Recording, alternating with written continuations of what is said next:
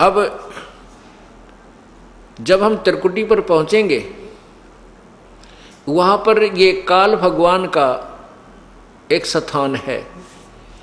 वहां पर एक धर्मराय नाम से बैठा है जो इसका लेखाकार है, काल का अकाउंटेंट है। तो जब हम त्रिकुटी पर जाने से पहले ब्रह्मा विष्णु महेश के इन कमलों में से, इनके लोकों में से होकर जाना पड़ेगा। देखो पुण्यात्मा भोली आत्मा क्या कहते हैं, जो नकली संतों के अनुयायी हैं, वो ये कहते हैं कि जाना एक स्थान पर है, रास्ते न्यारे न्यारे। ये भी उनकी थ्योरी गलत है। रास्ता भी एक है और जाना भी एक स्थान पर है। जैसे हमने ये जीव इस शरीर के अंदर है, इस शरीर के अंदर जो जीव है, इसको इन कमलों के अंदर से होकर गुजर कर जाना पड़ेगा, और कोई तरीका नहीं है, कोई रास्ता ही नहीं है। और ये सबका एक है, ना हिंदू में भिन्न है, ना मुसलमान में भिन्न है, ना सिख में भिन्न, ना ईसाई में भिन्न, ना बहन में भिन्न, ना भाई में भिन्न। तो हमने इन कमलों के अंदर से गुजर कर जाना है और त्रिकुटी पर पहुंचना है। तो इन कमलों के अंदर से हम जाएंगे तो इनका नो ड्यू सर्टिफिकेट हम लेते हुए जाएंगे, तो हम त्रिकुटी पहुंच जाएंगे। त्रिकुटी पर जाकर के फिर कौन मिलेगा आपको? ये दास मिलेगा, परमात्मा मिलेगा इस दास के रूप में, आपके गुरु के रूप में। और वहाँ फिर आपका हिसाब कराएगा इस काल से। नहीं वो डंडी मार जाएगा, वहाँ पर डंडी मतलब हेरा फेरी नहीं करेगा। वहाँ क्या लालच लोभ दिखाए जाएंगे?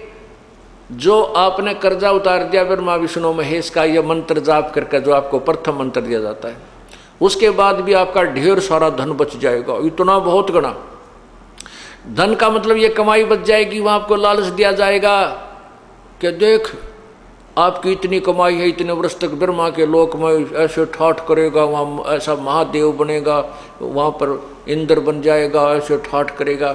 ये फिर वो दूसरा मंत्र आपका है विष्णु जी का जो हम देते हैं, उसके कहते इस मंत्र की इतनी कमाई तेरी और बच रही है, इस विष्णु के लोक में तू ऐसे ठाठ करेगा, वहाँ बड़ा स्वर्ग बना हुआ है।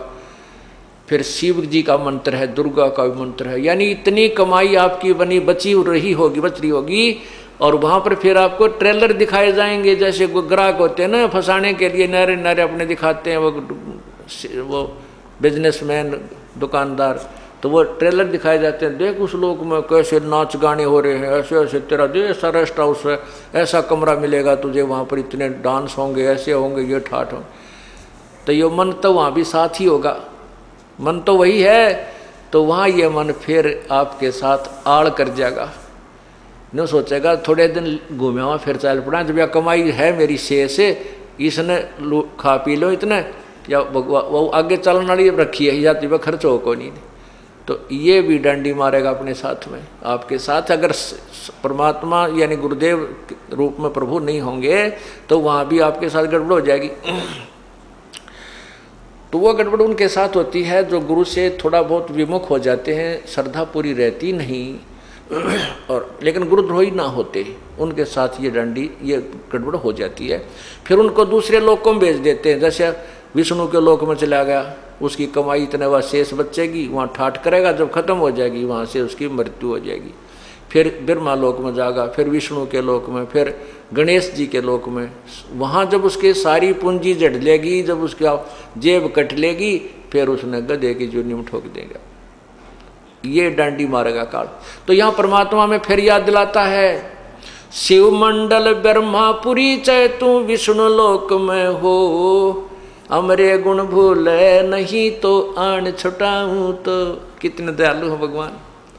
यहाँ पर ये दास आपको ज्ञान दे रहा है, उस परमपिता का भेजा हुआ एक नुमाइंदा है।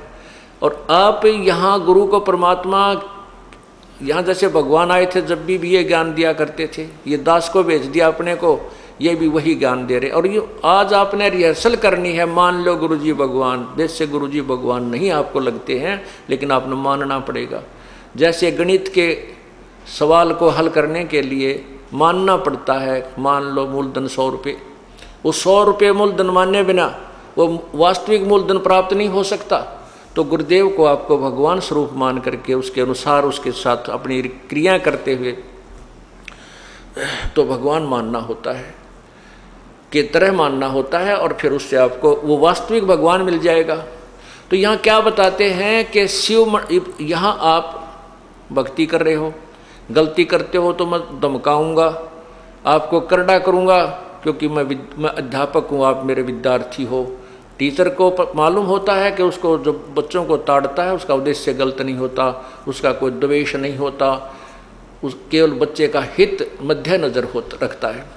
तो इससे क्या होता है कि कई अनजान अंदर अंदर दुख मान कर सत्संग में आना बंद कर देते हैं। वो गुरुद्रोही नहीं होते, कुछ ऐसी पुण्यात्मा होती हैं वो सत्संग छोड़ देते हैं, लेकिन गुरुद्रोही नहीं होते, छोटी मोटी बुराई सुराई भी कर लेते हैं। तो उन गेला बनती है, तो फिर वो चले जाते हैं ऊपर ऊपर जाते हैं, उनको कहें भाई तेरी इतनी कमाई इस मंत्र की रह रही है, इस इतनी बन गई है, इसकी इतनी बन गई है। तो फिर हमने तो ज्ञान रहता ही नहीं, परमात्मा का हाथ ऊपर रहता नहीं, तो वो बह जाता है।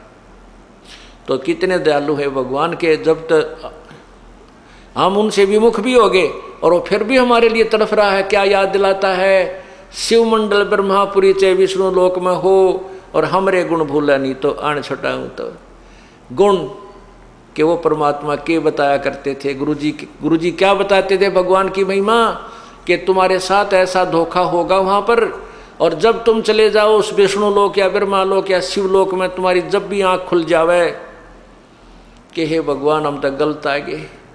गुरुजी तो बताया करते थे हमने 3 लोकों में रहना ही नहीं, यहाँ का कोई वस्तु सुविधा प्राप्त करनी ही नहीं, और यह तो हमारे साथ धोखा हो गया। जो पुण्य आत्मा वहाँ रोती है, फिर ये ज्ञान आपको टिकने नहीं देगा, वहाँ भी याद आएगी फिर ये बातें। कहते वहाँ भी जब तू मुझे सच्चे दिल से याद करेगा तुझे वहाँ से भी छुटवा लाऊंगा। नहीं तो क्या होगा, इन सभी मंत्रों की प्रथम मंत्र के जब आपकी कमाई समाप्त हो जाएगी, फिर आपको ब्रह्मलोक में ले जाओगा युकाल। ये जो ओम का जो जाप है, इसका ब्रह्मलोक में आपको सुविधा देगा, और वहाँ मनमाने 1000 युग तक आप वहाँ रह सकते हो।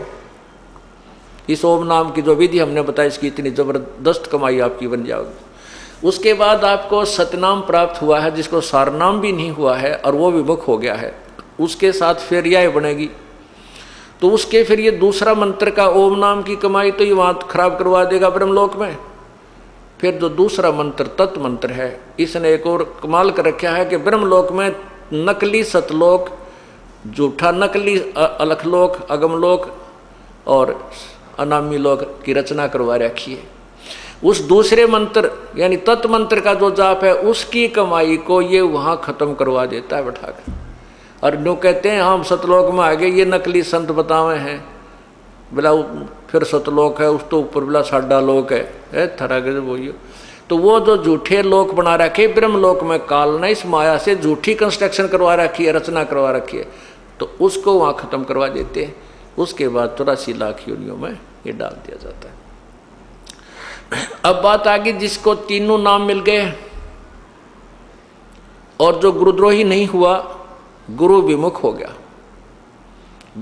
विमुख नहीं हुआ यानी उसने भक्ति छोड़ दी, आनाकानी सी करने लग गया, थोड़े जाप करे है, कभी सत्संग में आ गया कभी नहीं आया, और सार नाम तक उसको प्राप्त हो चुका है।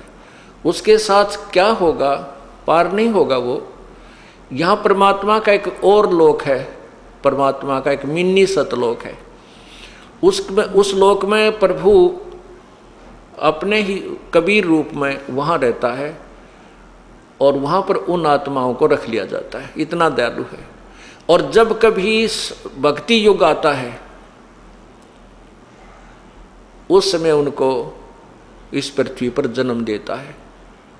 यानी पहले कभी किसी युग में आपको प्राप्त हुआ होगा, तो उनमें से कुछ पुण्यात्माएं आकर के परमात्मा ने 600 वर्ष पहले फिर उनको जमीन पर पटका, आकर के अपना पूरा उनको ज्ञान दिया, उनकी भक्ति बनवाई और फिर दोबारा मनुष्य शरीर में प्रारंभ कर दिया। तो वही व्यक्ति अब जन्म पाते पाते अब यहाँ आ चुके हैं, इस अब भक्ति काल आ गया है। तो ये भक्ति काल में आए हुए जो प्राणी हैं, जो सतलोक में यानी यहाँ परमात्मा के सतगुरु के लोक में से जो तुरंत यहाँ जन्म मिला है, उनको फिर मनुष्य जन्म मिलता हुआ आ रहा है। जैसे वो 64 लाख परमात्मा के शिष्य हुए थे आज तक 600 साल पहले, 550 वर्ष पूर्व। तो उनको उस समय परमात्मा ने एक परीक्षा ली थी, वो सब रिजेक्ट हो गए थे। वो गुरुद्रोही नहीं बने थे, वो भक्ति छोड़ गए थे, गुरु जी के पास जाना त्याग गए थे।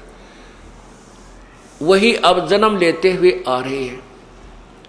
आप लोग जो इतने शीघ्र समझ गए, ये उन्हीं में तो हो जो कभी परमात्मा के साथ आज से 600 550 वर्ष पूर्व रहे थे, और काल ने उनको कहीं कहीं जन्म दे दिया, किसी को महाराष्ट्र में, किसी को राजस्थान में, किसी को पंजाब में, कोई कित कोई विदेश में। अब परमात्मा उनको ढूंढ रहा है।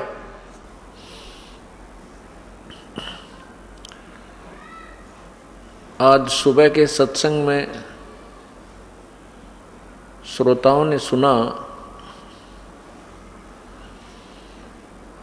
कि परमात्मा, प्रभु, राम, खुदा, अल्लाह की क्या परिभाषा होती है। पवित्र गीता जी के ज्ञान के विषय में आपने संक्षिप्त सी जानकारी प्राप्त की, जिसमें गीता ज्ञान दाता ने किसी अन्य प्रभु के विषय में बताया है कि जो पूर्ण परमात्मा है, जिस भगवान की, जिस परमात्मा की साधना से जीव का पूर्ण मोक्ष संभव है, जन्म मृत्यु सदा के लिए समाप्त हो जाती है।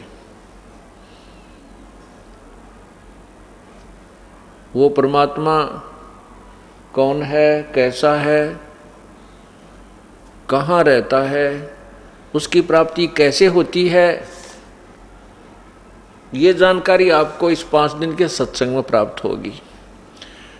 आज सुबह आप सुन रहे थे कि गीता ज्ञान दाता प्रभु ने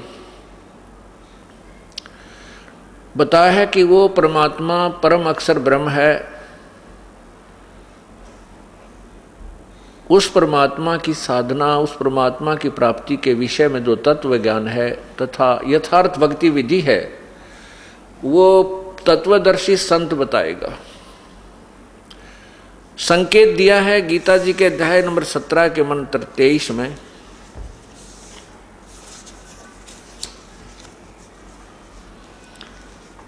कि ओम तत्सत इति निर्देश ब्रह्मण त्रिविध समर्थ।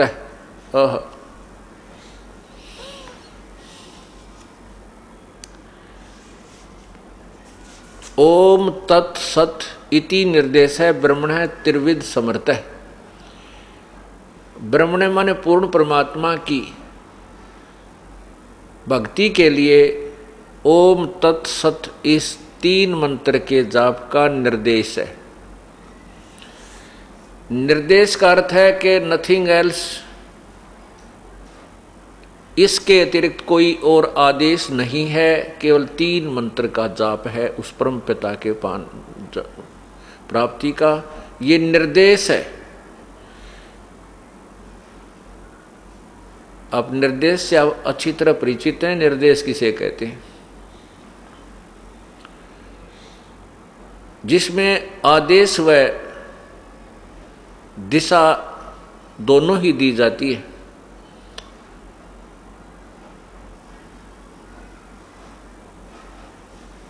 ओम तत्सत इति निर्देश ब्रह्मण त्रिविध समर्थ। ब्राह्मणा तेन वेदेन, ब्राह्मणा तेन वेदा च यगा च विहिता पुरा। सृष्टि के आरंभ में ब्राह्मणा माने विद्वान पुरुष, तत्वदर्शी संत, इसी ज्ञान के आधार पर अपनी धार्मिक क्रियाएं किया करते थे। गीता जी में लिखा है कि अर्जुन, ये ज्ञान कुछ समय तक तो ठीक चला, ये ज्ञान मैंने पहले सूर्य से कहा था। 4थे अध्याय में गीता ज्ञान दाता कहते हैं कि अर्जुन, ये ज्ञान जो आज गीता जी में बताने जा रहा हूं, यह ज्ञान मैंने पहले सूर्य से कहा था। ये सूर्य नहीं जो आग का गोला है, एक सूर्य नामक देवता है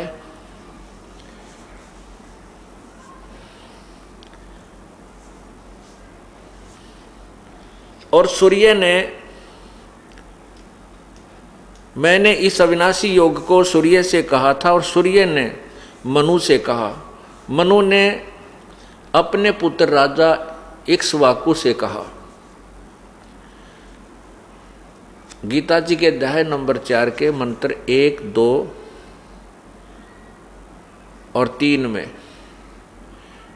हे पुरुषोत्तम अर्जुन, हे प्रणतम अर्जुन, इस प्रकार परंपरा से प्राप्त इस योग को राज ऋषियों ने जाना।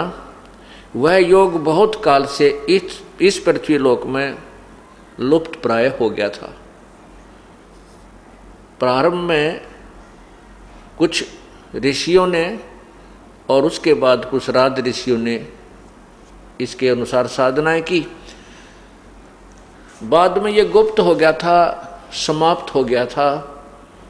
ये अब मैं बता रहा हूं।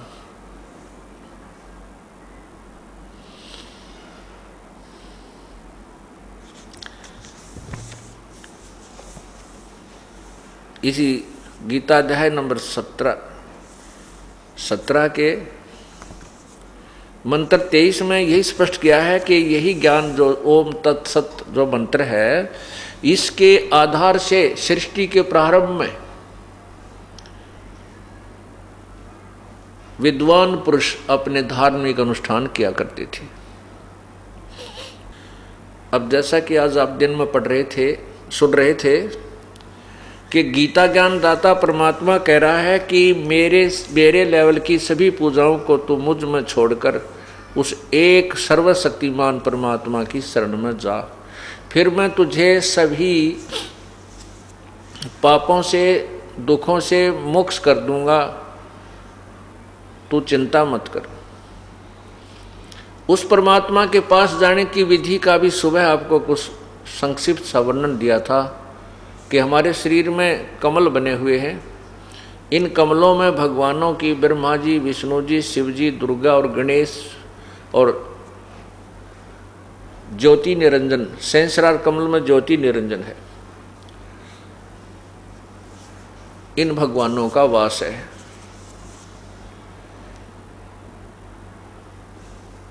अब जैसा कि आज सुबह आपको बताया था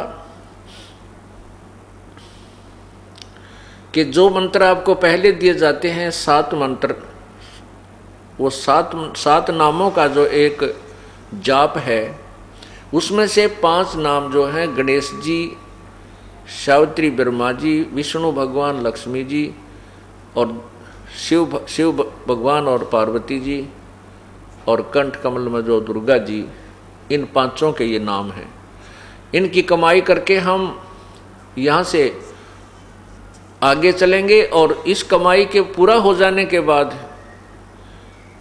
जो ये दास आपको मंत्र देता है, ये 5-7 प्रथम मंत्र, ये 5-7 नाम का होता है।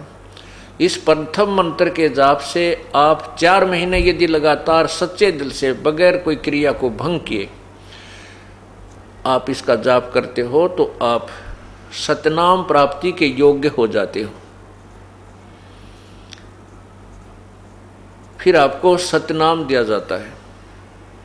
सतनाम के अंदर आपको बताया सवेरे के 2 अक्षर होते हैं, एक ओम, एक तत्। तत् ये संकेतिक है। कई संतजन ओम तत्सत ऐसा जाप रट्टा लगाने को कहते हैं, वो अज्ञानी है, उनको ज्ञान नहीं। ओम तो सीधा मंत्र है ब्रह्म का, तत् और सत ये 2 सांकेतिक मंत्र हैं। ओम और तत् मिलकर एक सत्यनाम बनता है, सच्चा नाम बनता है, वास्तविक मंत्र बनता है। सत्यनाम का अर्थ है वास्तविक नाम, सच्चा नाम, यथार्थ भक्ति का मंत्र, इसको सत्यनाम कहते हैं। वो सत्यनाम 2 अक्षर का है।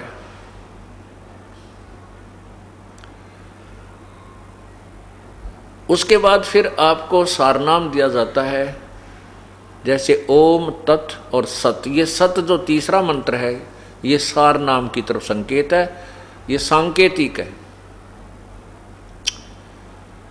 अब जैसे आपको बताया था कि आप जो प्रथम मंत्र का जाप करते हो, इनमें ब्रह्मा विष्णु महेश शिव जी और गणेश जी दुर्गा जी की जो हमारे ऊपर ऋण है वो आप ऋण मुक्त हो जाते हो, शेष कमाई भी बच जाती है। और जो गुरु से विमुख हो जाते हैं, विमुख नहीं, जो बीच में भक्ति त्याग देते हैं, गुरुद्रोही नहीं होते हैं, वो जब त्रिकुटी तक पर पहुंचते हैं, जिनको सतनाम भी प्राप्त हो जाता है, तो त्रिकुटी पर पहुंच जाते हैं, तो वहां जाकर के इनके साथ फिर एक और ठगी होती है, वो जो सुबह आपको बता दी गई थी कि वहां उनको लाज दिया जाता है कि आप के पास इतनी भक्ति कमाई होगी है, आप ब्रह्मा जी के लोक में, विष्णु जी के लोक में, शिव जी के लोक में इतने इतने हजार वर्षों तक रह सकते हो। वहाँ पर ऐसे ऐसे ठाठ हैं, वहाँ ऐसे नाचने और गाने हैं, कोई काम नहीं है, वहाँ सब प्रकार की सुविधाएं हैं। लेकिन वो होती कैसे हैं? वो अपने ही जेब में पैसे हैं तो उन ऊपर के स्वर्ग रूपी होटलों में हम रह सकते हैं, खुशी मना सकते हैं, आनंद ले सकते हैं, खाना पीना बढ़िया खा सकते हैं, लेकिन पैसा अपने जेब से ही जाता है, अपनी कमाई ही नष्ट होती है। वो परमात्मा ऐसा दयालु है, जैसे आपको ज्ञान हो गया, इस ज्ञान के आधार पर कि मैं तो गलत जगह पर आ गया हूं, और वहां भी यदि परमात्मा कहते हैं मुझे तू याद कर लेगा, मैं तुझे वहां से भी छुड़वा दूंगा। जैसे आपको सुबह भी बताया था, शिव मंडल ब्रह्मापरी चाहे विष्णु लोक में हो, हमरे गुण भूला नहीं तो आन छुटाऊं। तो यदि आपको ये ज्ञान याद रह जाएगा, क्योंकि एक बार तो आदमी ये मन मस्ती में आ जाता है, लेकिन फिर इसको ये ज्ञान रह रह कर अंदर जो पहुंच गया है, ये इसको टिकने नहीं देता, फिर इसको याद आ जाती है कभी ना कभी कि तू तो गलत आ गया, ये तो अपनी कमाई बर्बाद कर रहा है। कहते वहां भी तू मुझे याद कर लेगा, परमात्मा कबीर जी कहते हैं मैं तेरे पास वहां भी पहुंच जाऊंगा और तेरे को काल के जाल से छुटवा के फिर पुनः मनुष्य जीवन दे दूंगा। और लेकिन ये काम लंबा फिर बन गया, फिर ना जाने कब कोई तत्वदर्शी संत मिले, युगों बीत जाए, इनमें धक्के खाते रहेंगे, फिर कभी गधे बने, कभी कुत्ते बने, कभी कुतिया बने, फिर कभी मनुष्य जीवन मिलेगा, फिर कोई समय आएगा परमात्मा दया करेगा, मनुष्य शरीर होगा, तत्वदर्शी संत होगा, जब कभी सूत बैठे, अवसर मिले या ना मिले। इसलिए हमने इस काम को लंबा नहीं खींचना, ये बहुत लंबा खींच चुका है। असंग जन्म हो गया हमने ये डले डोत्या ने, असंग जन्म हो गया हमने यही जन्मते और मरते हैं। तो जैसे एक गीता जी अध्याय नंबर 18 के श्लोक नंबर 66 के ऊपर विवेचन चल रहा है, उसमें लिखा है कि सर्वधर्मान परित्यज्य माम एकम शरणम व्रज। ये देखिएगा पवित्र गीता जी,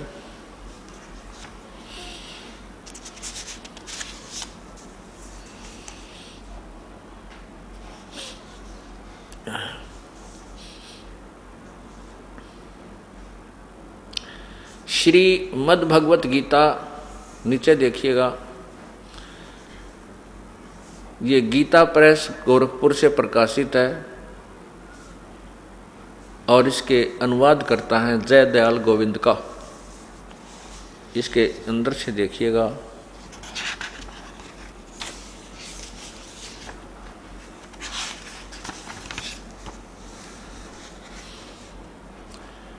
प्रकाशक एवं मुद्रक हैं गीता प्रेस गोरखपुर, गोविंद भवन कार्यालय कलकत्ता का संस्थान। इतना इतना अब देखिए इसके अध्याय नंबर 18 के, इधर आइएगा नीचे,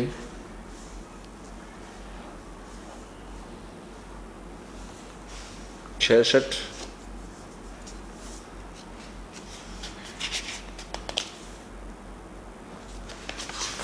ये गीता नंबर अध्याय 18, नीचे मंत्र नंबर 66। ये इसमें क्या लिखा है? सर्वधर्मान परित्यज्य माम एकम शरणम वर्ज। ये वर्ज शब्द देखना ध्यानपूर्वक, वर्ज, यहाँ देखो अहम तवा सर्व पापेभ्य मोक्षामि मासुच, मैं तुझे सभी पापों से मोक्ष कर दूंगा, तू चिंता मत कर। क्या लिखा? इन्होंने क्या अर्थ दिया है कि संपूर्ण धर्मों को अर्थात संपूर्ण कर्तव्य कर्मों को मुझ में त्याग कर केवल तू एक, मुझ में त्याग कर केवल तू एक,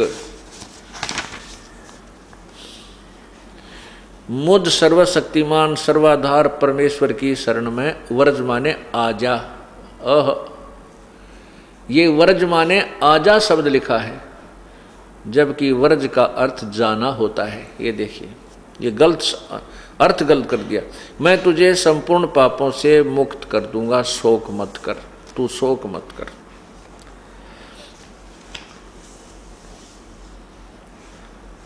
अब इन्होंने वर्ज माने जाना लिखा है। अब आपको संस्कृत शब्दकोश दिखाता हूं। इसमें स्पष्ट किया है कि वर्ज माने,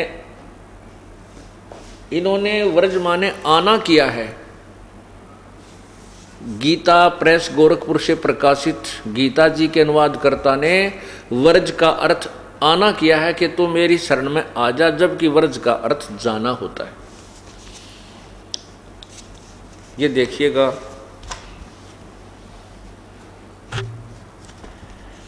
ये है संस्कृत शब्दकोश।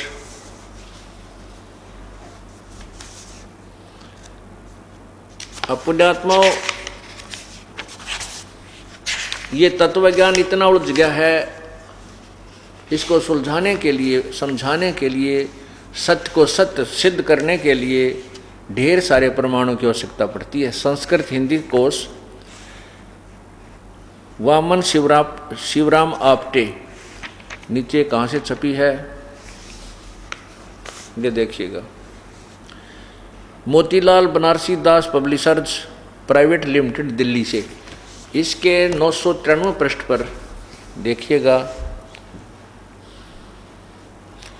ये वर्ज शब्द है।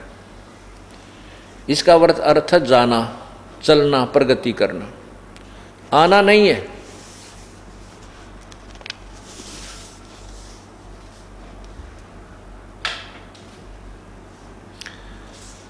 इस प्रकार अर्थों के अनर्थ कर दिए, क्योंकि तत्वज्ञानी अनुवादकर्ताओं को नहीं था। एक इस गीता में नहीं, आप आज तक वर्तमान तक जितने भी अनुवादकर्ताओं ने गीता जी का अनुवाद किया, सभी ने यही अनर्थ किया हुआ है। इससे सिद्ध होता है कि अभी तक हमारे को अपने सदग्रंथों का यथार्थ ज्ञान भी नहीं प्राप्त हुआ। भक्ति तो हम कहाँ से करते, जब हमें अपने सिलेबस का ही ज्ञान हमारे तक नहीं पहुंचा तो हम पास कैसे होते, हम परिणाम परीक्षा में कैसे सफल होते। अर्थात अभी तक हम अधूरे ज्ञान पर आधारित रहे और भूत पितर स्वर्ग नरक इन्हीं चक्रों में, 84 लाख योनियों के चक्रों में हम भरमते भटकते रहे।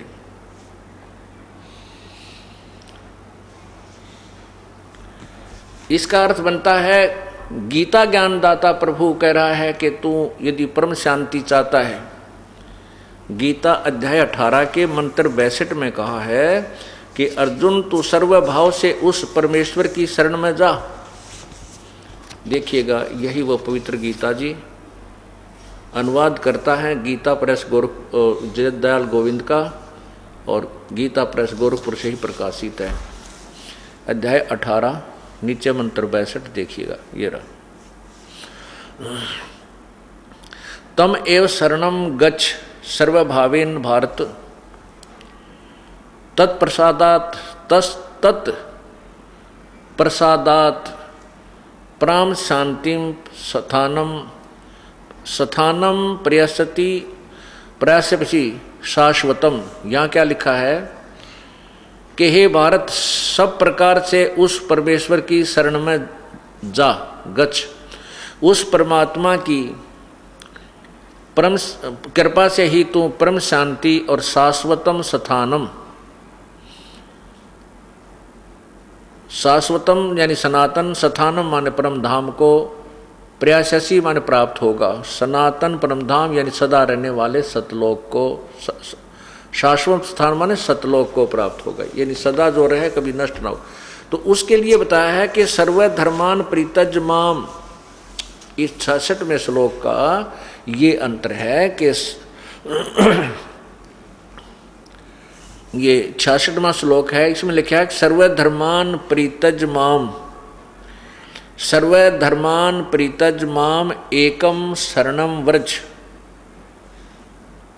अहम तवा सर्व पापे भय मोक्षामि मा शुच। इसका अर्थ बनता है कि गीता ज्ञान दाता प्रभु कह रहा है कि उस परमात्मा की शरण में तू जा, लेकिन वहाँ जाने से पहले तूने मेरे लेवल की जो भक्ति की है वो मुझे त्यागनी होगी, मेरे में छोड़ जा, फिर मैं तुझे सभी कर्मों से, सभी पाप कर्मों से मोक्ष कर दूंगा। अब हम पाप के कारण यहाँ 84 लाख योनियों में दंड भोग रहे हैं, कभी नरक में जाते हैं, हम मुक्त नहीं हो पाते। पूर्ण परमात्मा की भक्ति ना करके हम अन्य साधना करते रहे, अन्य देवताओं की पूजा करके हम स्वर्ग चले गए, महास्वर्ग अर्थात ब्रह्मलोक में चले गए, वहाँ अपनी पुण्य कमाई को समाप्त करके फिर 84 लाख योनियों में ये कष्ट उठाते रहे। अब परमात्मा ने हमें तत्व ज्ञान दे दिया है कि हम अब अपनी कमाई को व्यर्थ नहीं करेंगे और काल के लोक की कोई सुविधा हम प्राप्त नहीं करेंगे, इच्छा भी नहीं करेंगे। जैसे तो उसके लिए हमने क्या करना है वो विधि बता दी है कि जो ब्रह्म की साधना ओम जाप है और यहाँ की जितने भी धर्म यज्ञ आदि हम करते हैं ये ब्रह्म को दे देंगे, यह फिर हमें यहाँ से ऋण मुक्त कर देगा, नो ड्यू सर्टिफिकेट दे देगा। तब हम सतलो तिरकुटी से आगे, तिरकुटी पर जाकर के ये ओम नाम का जो कमाई है ये वहाँ दी जाएगी। वहाँ इस दास के रूप में परमपिता परमेश्वर कबीर जी विद्यमान होंगे, क्योंकि आप अपने गुरुदेव को प्रभु का स्वरूप मानकर, प्रभु मानकर उसके ऊपर इतने आकर्षित हो जाओगे और जहाँ भी वो आपको दिखाई देंगे आप एकदम दौड़ के उनके पास पहुँच जाओगे। जैसे अब आपका स्वभाव बन रहा है कि गुरुजी की जरा सी झलक आपको दिखती है, आप खड़े होकर के एडी उठा कर एक टक देखते रहते हो। ये रिहर्सल आपके त्रिकुटी पर काम आवेगी जब संसार छोड़कर जाओगे। वहाँ देखते ही अपने गुरुदेव के आप दौड़े जाओगे, फिर आपको वहाँ इधर उधर देखने की आवश्यकता नहीं पड़ेगी। जहाँ ठगी होती है आपका ध्यान ही नहीं जाएगा किसी की ओर। ये परमात्मा का और एक दाव है। त्रिकुटी के ऊपर बहुत जबरदस्त मेला लगा हुआ होता है और उस मेले में वही व्यक्ति विचलित होगा जो गुरुदेव से प्यार नहीं करता, जो गुरुदेव पर पूर्ण आश्रित नहीं है। जैसे आप सत्संग में आते हो, यहाँ भी एक दूसरे से यारी जोड़न में लागे रहते हो, तो फिर वो भी आपको हानि कर जाएगा, क्योंकि काल वहाँ पर हो सकता है आपके किसी यहाँ बने हुए मित्र के रूप में खड़ा हो जाए और आप उसके साथ साथ उस दूसरे स्थान पर जा पहुँचो। इसलिए हम परमात्मा कहते हैं गुरु को तजय बजय जो आना, ता पशुआ को फोकट ज्ञाना। दोस्ती रिश्तेदारियाँ तो अपने घर पे बहुत है, केवल एक परमात्मा तत्पश्चात गुरु जी, अन्य में आपकी आस्था नहीं होनी चाहिए। त्रिकुटी के ऊपर आपको इस दास के रूप में परमेश्वर मिलेगा, कबीर परमेश्वर जी मिलेंगे। वो फिर आपको साथ लेकर जाएंगे उस त्रिकुटी के ऊपर। ज्योति निरंजन ने एक धर्मराज, इस काल ने ब्रह्म ने अपना एक वहाँ लेखाकार बैठा रखा है, वहाँ जाकर कहेंगे ले भाई हिसाब कर हमारे इस सेवक का, अपना कर लेना देना बराबर, इसके इतनी कमाई है, ये तुम्हारे ब्रह्म लेवल की ओम नाम की कमाई है यज्ञों की, ये पकड़ और कर इसका लेखा जोखा बराबर। हम फिर आगे चलते हैं।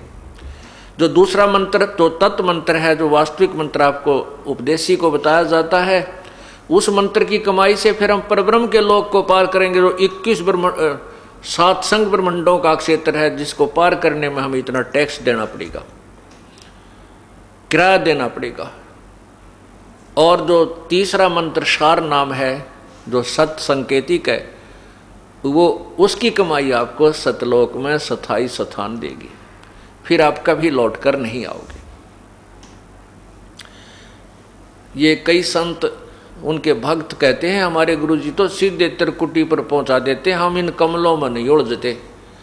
त्रिकुटी तो उन्होंने ऐसा मान रखा जैसा बरवाड़े का बस स्टैंड हो, घूमता फिरता घूमया हुआ, पैदल चला जा जब चला जाए। तेरा गजब हो, कितना मिसगाइड किया हुआ है भोली आत्माओं को उन अज्ञानी संतों ने। उन ABC का भी नहीं पता, भक्ति मार्ग का लाखों और करोड़ों की संख्या में अनुयायियों को काल के जाल में फंसा दिया। अब ये ज्ञान जो हमें प्राप्त हो रहा है ये तत्व ज्ञान है। इस तत्व ज्ञान के बिना ये जीव ज्ञान नेत्रहीन है, और जो गुरुदेव मिले थे वो भी ज्ञान नेत्रहीन थे, जो परमात्मा को निराकार बताते रहे। परमात्मा साकार है, निराकार नहीं है। वो कैसा है? वो मनुष्य सदृश है, लेकिन उसके शरीर का तेज बहुत ज्यादा है। सभी भगवान साकार हैं, जैसे आपको आज सुबह के सत्संग में बताया गया था। परमात्मा साकार है, मनुष्य सदृश शरीर युक्त है, और उसका शरीर स्वप्रकाशित है। प्रत्येक प्रभु का, जैसे सुबह बताया था, प्रत्येक प्रभु का शरीर तेजों में है, लेकिन उनके तेज में अंतर होता है। अब ये तत्व ज्ञान जब प्राप्त हो जाएगा तो हम परमात्मा की तरफ खींचे चले जाएंगे,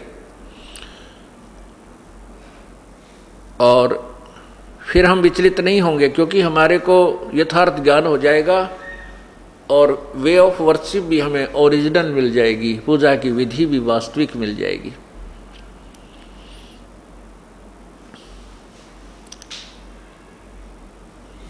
अब ये सत्संग 5 दिन का चल रहा है। परमात्मा की कृपा होती है, वही पुण्यात्मा सत्संग के अंदर आता है। प्रत्येक सत्संग में श्रोता कुछ एक बदल जाते हैं, कुछ एक वही रहते हैं। इसलिए उस तत्व ज्ञान को समझाने के लिए आपको बार बार रिपीट करूंगा। आपके हृदय में इस तत्व ज्ञान को ऐसा जमा दूंगा कि आप कई पीढ़ियों तक समझाओगे। रिश्तेदार और मित्रों को भी बैठा कर समझाओगे, वो आपके मुंह की तरफ देखता रहेगा कि ये अनपढ़ सा आदमी बोल कहाँ से रहा इतने संस्कृत के श्लोकों को, इसने कैसे याद किए। याद कर लेना कोई बड़ी बात नहीं, लेकिन तत्व ज्ञान उनका यथार्थ अनुवाद करना ये बहुत बड़ा प्रश्न है। ये प्रभु की कृपा बिना, उसकी रजा बिना नहीं हो सकता। ये वही वेद, वही गीता जी 5500 वर्ष पहले से लिपिबद्ध की गई थी, आज तक इनका अनुवाद किसी से ढंग तक नहीं हुआ। लेकिन परमात्मा ने, पूर्ण ब्रह्म ने, सतपुरुष कबीर जी ने आज से 600 वर्ष पहले आकर के इनका यथार्थ अनुवाद अपनी सिंपल लैंग्वेज कबीर वाणी में किया हुआ है। उस कबीर वाणी को इन संस्कृत के ज्ञाताओं ने रिजेक्ट कर दी कि वो तो अनपढ़ था, ऊट पटांग गाता था, वो क्या जाने भगवान के बारे में।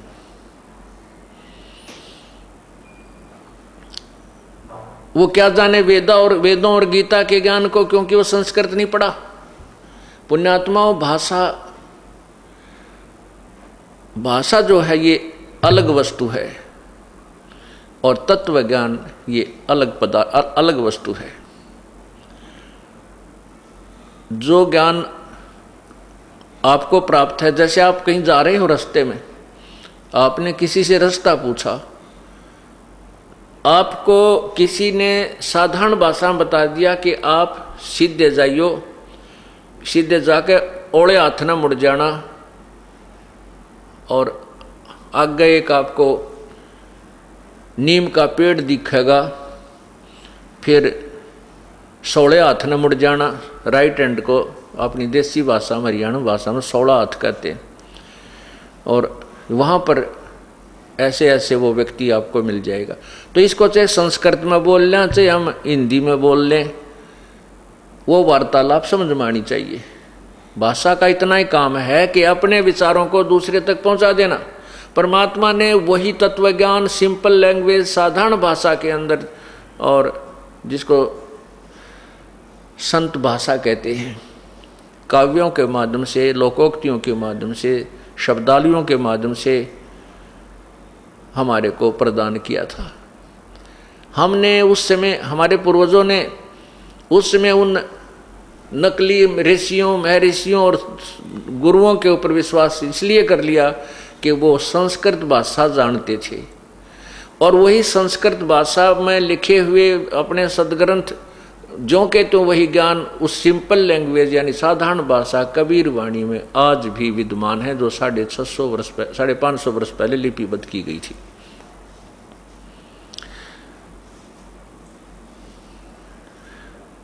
इस कारण से ये तत्व ज्ञान उलझा रहा, और वो परमात्मा स्वयं ही आकर के अपने ज्ञान का प्रचार करता है।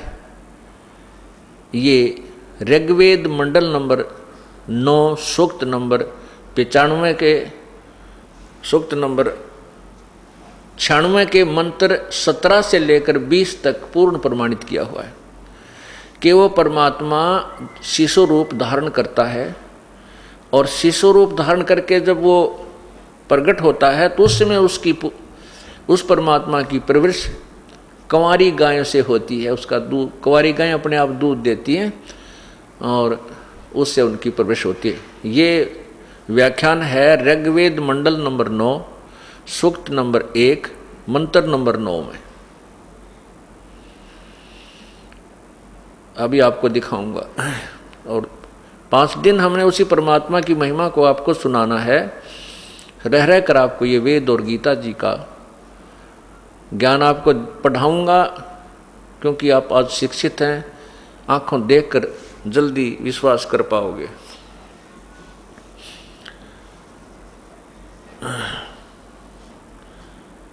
उस परमात्मा ने आकर हमें ये साधारण सा ज्ञान दिया था, और इन नकली ऋषियों ने, महर्षियों ने हमें वो तत्व ज्ञान स्वीकार नहीं होने दिया। उन्होंने क्या बताया कि परमात्मा निराकार है। जो ब्रह्मा विष्णु महेश जी की पूजा करते हैं, अंत में वो भी यही कह देते हैं। उनसे कोई पूछे ना, भाई भगवान कैसा है, देखा है तूने? वो कहता है नहीं, देखा नहीं है, भगवान तो निराकार है, वो दिखाई थोड़ा ही देता है। और भगवान श्री विष्णु जी की पूजा मूर्ति बनाकर पूज रहा है, फिर भी कहता है भगवान तो निराकार है। तो विष्णु जी क्या है फिर, जिसकी तो पूजा कर रहा है? ये तो साकार है, मनुष्य सदृश है। हाथ इसके, इनके 4 भी हो सकते हैं, ये 2 भी रख सकते हैं। तो ये अधूरा ज्ञान था, इनकम्प्लीट स्पिरिचुअल नॉलेज था।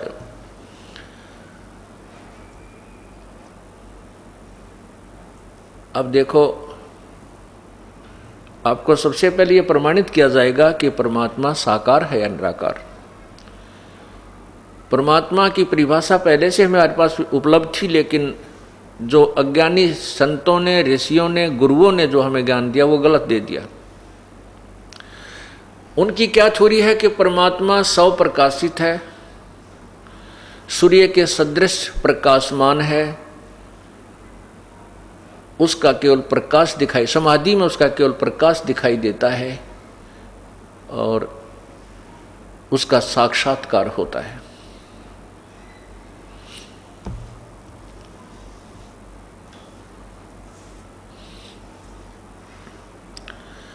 विचार कीजिए, सूर्य के सदृश जो प्रकाशमान प्रभु को बताया है, तो सूर्य से प्रकाश निकल रहा है। सूर्य निराकार नहीं है, सूर्य साकार है, सबको दिखाई देता है, एक आग का गोला है। इसी प्रकार परमात्मा का प्रकाश लिखा है हम लोगों ने। तो परमात्मा का प्रकाश है तो परमात्मा निराकार कैसे हो गया? प्रकाश, परमात्मा बिना प्रकाश वो देखा किसका? सूर्य के बिना प्रकाश देखा किसका? इन्हीं में से कुछ महर्षि कुछ संत जो हमें भ्रमित करते हैं, करके चले गए, अपने अधूरे अनुभव को लिख कर चले गए। कुछ एक महापुरुषों के अनुभव को आपके समक्ष ये दास रखता है। पुण्यात्माओं, जो पुस्तकें हमारे को बाजार में उपलब्ध हैं और सारा समाज पढ़ रहा है, और ये दास आपको सामूहिक रूप से उसको ज्यों का त्यों आपके समक्ष इस पर्दे पर पढ़ा दे, तो इसमें के ऑब्जेक्शन, नो ऑब्जेक्शन। ये तो पुस्तक विद्यमान है, हम इसको खरीद कर पढ़ रहे हैं। ये यदि हम इसमें कुछ मिलावट करते हों, इसमें इसके ज्ञान को तोड़ मरोड़ कर देते हो, तो हम दोषी अपराधी हैं। और इस ज्ञान को जो इसमें भर रखा है, लिखा हुआ है, उसको हम जो का तो आपके समझ रख देते हैं। आप भी पढ़ो और मैं भी पढ़ूँ और भी पढ़े, इसको तो पढ़ ही रहे हैं। अब वो लोग घबराते हैं कि तुम्हारे ऋषि की, महर्षि की पोल खुल रही है। पोल नहीं खुल रही, ये तो जो का तो लिखा हुआ है, आम समाज पढ़ रहा है। इसको देखिएगा,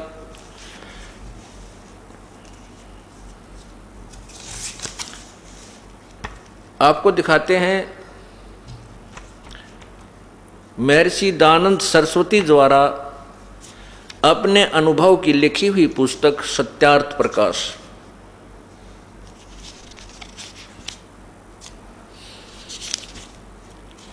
इसमें यह है सत्यार्थ प्रकाश। इस पुस्तक को आम जन खरीद कर पढ़ रहा है और ये दास भी आपको पढ़ा रहा है। देखिए सत्यार्थ प्रकाश, ये है महर्षि दयानंद सरस्वती, इसके लेखक हैं।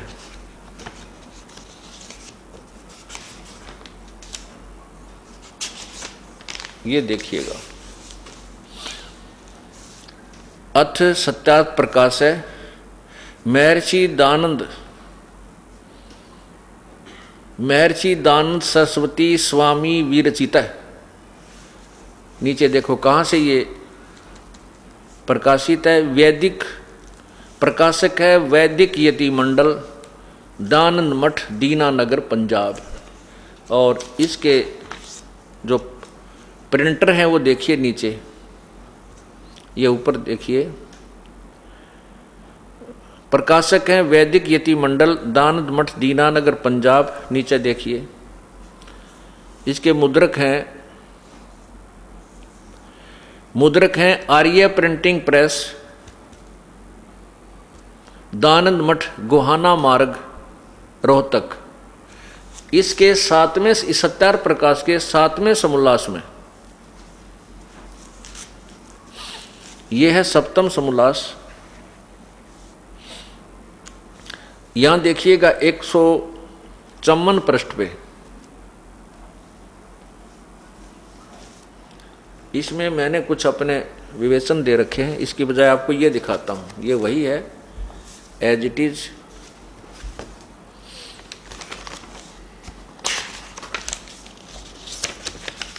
ये ज्यों का त्यों है। और इसके मुद्रक हैं आचार्य प्रिंटिंग प्रेस, दयानंद मठ, गोहाना मार्ग, रोहतक। इसके 154 पृष्ठ पे 7वें समोल्लास में स्वामी दयानंद जी ने अपने विचार दिए हैं कि परमात्मा निराकार है। किसी ने पूछा परमात्मा साकार है व निराकार? ये है 7वां समोल्लास है। और यहां देखना 154 पृष्ठ पे,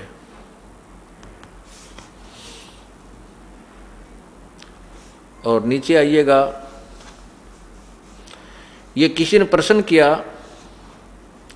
प्रश्न करता ईश्वर साकार है व निराकार? उत्तर महर्षि जी का निराकार। यहां देखिए 155 पृष्ठ पे स्वामी जी क्या कह रहे हैं, यहां देखिएगा। किसी ने प्रश्न किया परमेश्वर की स्तुति प्रार्थना उपासना करनी चाहिए व नहीं? स्वामी जी ने उत्तर दिया करनी चाहिए। प्रश्न किया कि क्या स्तुति आदि करने से ईश्वर अपना नियम छोड़ स्तुति प्रार्थना करने वाले का पाप छुड़ा देगा? उत्तर स्वामी जी ने उत्तर दिया नहीं। प्रश्नकर्ता ने कहा तो फिर स्तुति प्रार्थना क्यों करना, किस लिए करें भगवान की भक्ति जब पाप नहीं कटते? उत्तर महर्षि जी का कि उनके करने का फल अन्य ही है। स्तुति प्रार्थना करने का फल वो अन्य है, पाप नहीं कटते। स्वामी दयानंद जी कह रहे हैं, प्रश्नकर्ता ने कहा क्या फल है? उत्तर स्वामी जी ने कहा कि स्तुति से ईश्वर में प्रीति, उसके गुण कर्म स्वभाव से अपने गुण कर्म स्वभाव का सुधरना, प्रार्थना से निरअभिमानता, उत्साह और सहाय का मिलना, उपासना से परब्रह्म से मेल और उसका साक्षात्कार होना। ये परब्रह्म शब्द ध्यान रखना पुण्यात्माओं, परब्रह्म, और ये देखना साक्षात्कार शब्द, परमात्मा का साक्षात्कार हो जाता है, पाप तो कटते नहीं स्वामी जी कह रहे हैं। और यहाँ निराकार बताया है और यहाँ साक्षात्कार हो जाने के लिए प्रमाणित किया है।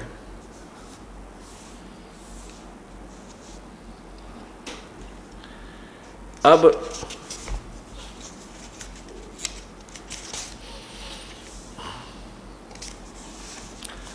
स्वामी जी ने जैसे प्रश्न किया, किसी ने स्वामी दयानंद जी से प्रश्न किया है इसी सप्तम समोल्लास के पृष्ठ, सप्तम समोल्लास जो प्रारंभ होता है उसी पृष्ठ पे यहाँ देखिएगा।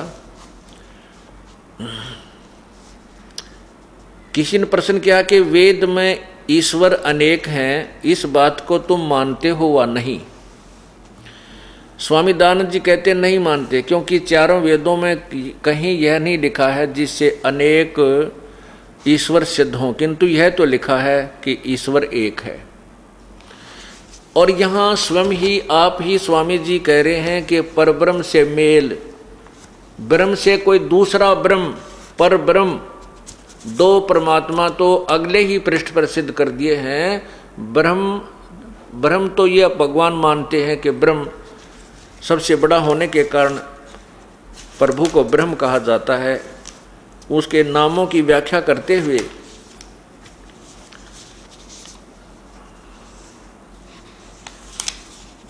प्रथम समोल्लास में ये देखिएगा, ब्रह्म प्रथम समोल्लास में परमात्मा को सबसे बड़ा होने के कारण ब्रह्म कहा है। यह है प्रथम समोल्लास है, इसके पृष्ठ नंबर 15 पर नीचे लिखा है, यहाँ देखना। ओम आदि नाम सार्थक हैं, ये सब लिखा है। यहाँ ब्रह्म रक्षा करने से ओम, आकाश में वत व्यापक होने से खम, और सबसे बड़ा होने से ईश्वर का नाम ब्रह्म है। स्वामी जी मानते हैं कि ब्रह्म, सबसे बड़े भगवान को वो ब्रह्म मानते हैं, सबसे बड़ा होने से ईश्वर का नाम ब्रह्म है। और यहाँ फिर परब्रह्म स्वामी जी यहाँ कह रहे हैं सप्तम समोल्लास में के सप्तम समोल्लास के 154 पृष्ठ पे के 55 पे के साधना करने से, उपासना करने से परमात्मा तो मिलता नहीं। 155 पर देखना, नीचे आइए।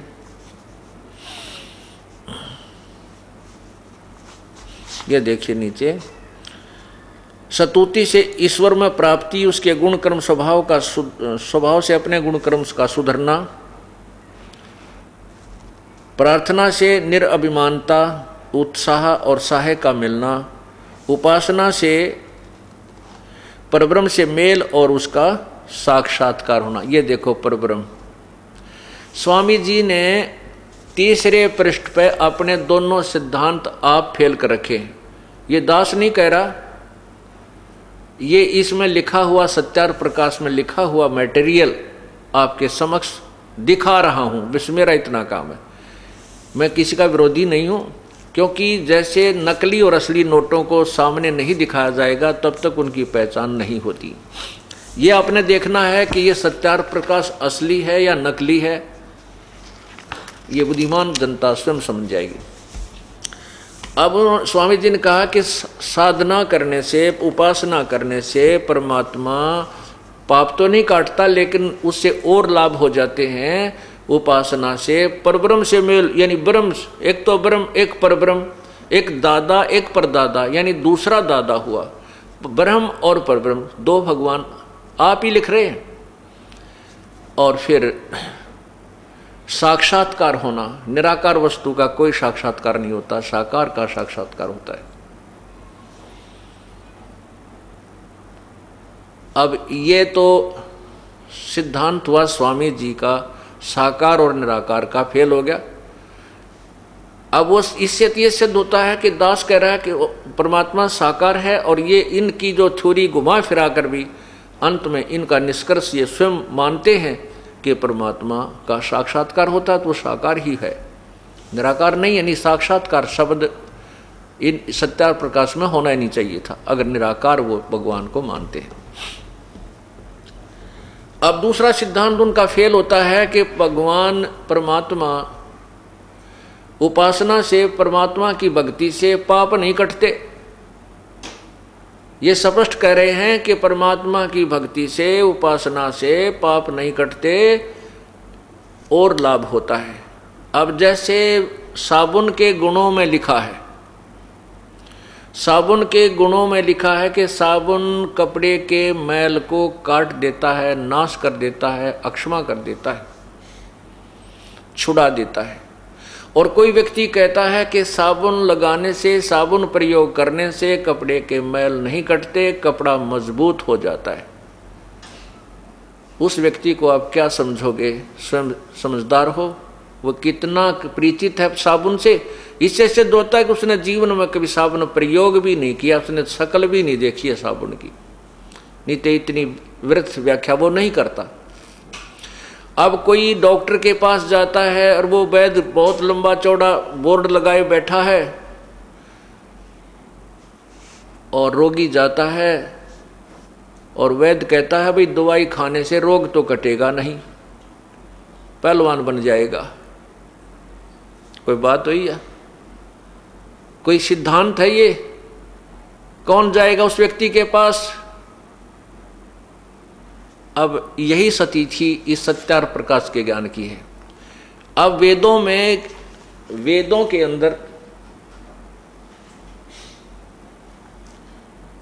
परमात्मा की महिमा लिखी है, उसके गुण लिखे हैं।